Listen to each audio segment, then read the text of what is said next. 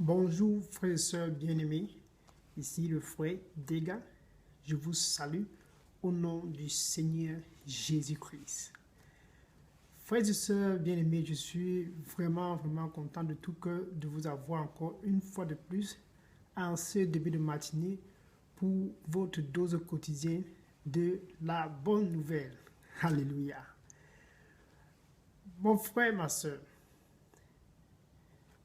je voulais toucher un point qui concerne euh, mon partenaire le plus fidèle. C'est un partenaire qui est vraiment sincère et fidèle dans tous les domaines. Mais avant de toucher ce point, je voulais revenir sur toi. La situation dont tu es en train de traverser, tu as déjà dépensé assez d'argent à l'hôpital, tu as déjà rencontré presque tous les médecins, mais le cas n'est pas encore complètement résolu. Tu traverses d'hôpital en hôpital sans solution, de médecin en médecin, toujours sans solution. Ils te donnent des espoirs chaque jour. Je voudrais seulement te dire, j'aime les médecins. Ce sont des gens qui font de très bonnes choses pour la santé de nos frères et de nos sœurs.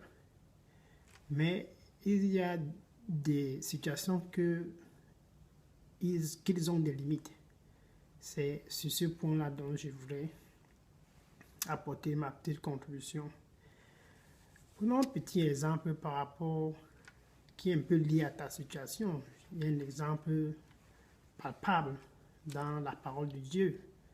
C'est cette femme, dans Marc chapitre 5, verset 25 à 34, Marc chapitre 5, verset 25 à 34, il y a cette femme qui souffrait d'une perte de sang continue chaque jour.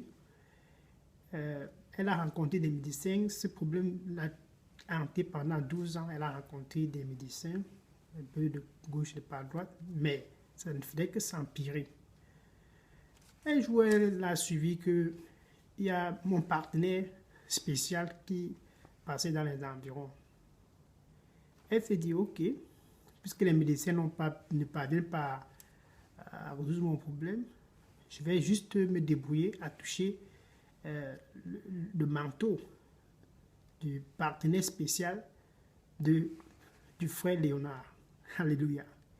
Elle a un peu battue un peu de gauche à droite et puis elle a touché le manteau. Immédiatement qu'elle a touché son manteau, le manteau de mon partenaire spécial, le sang qu'elle perdait depuis des années s'est arrêté de façon automatique.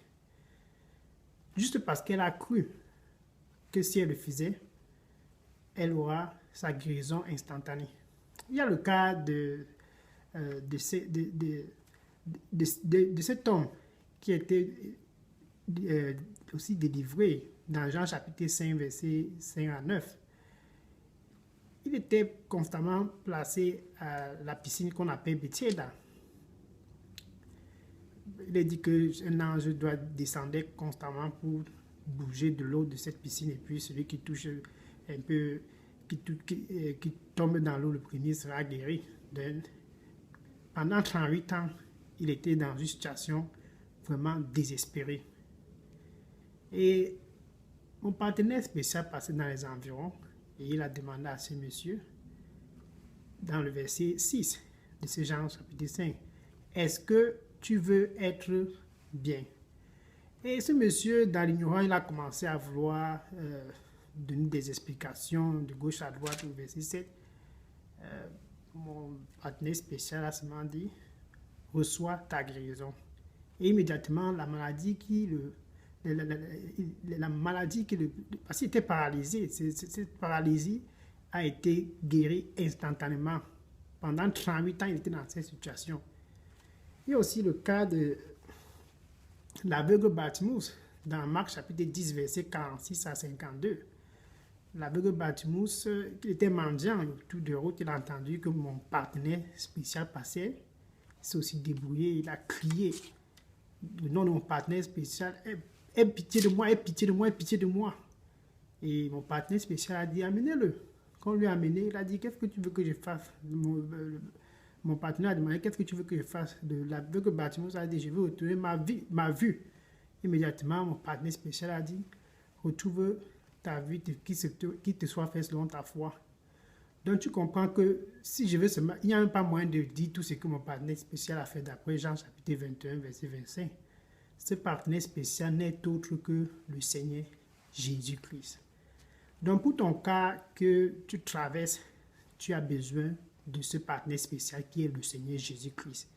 La seule chose qu'il te faut, c'est de reconnaître ta situation de pécheur et de l'accepter dans ta vie comme ton Seigneur et Sauveur. Car il est écrit dans 1 Pierre chapitre 2 verset 24 que par ses maîtrisudes, toi tu es guéri.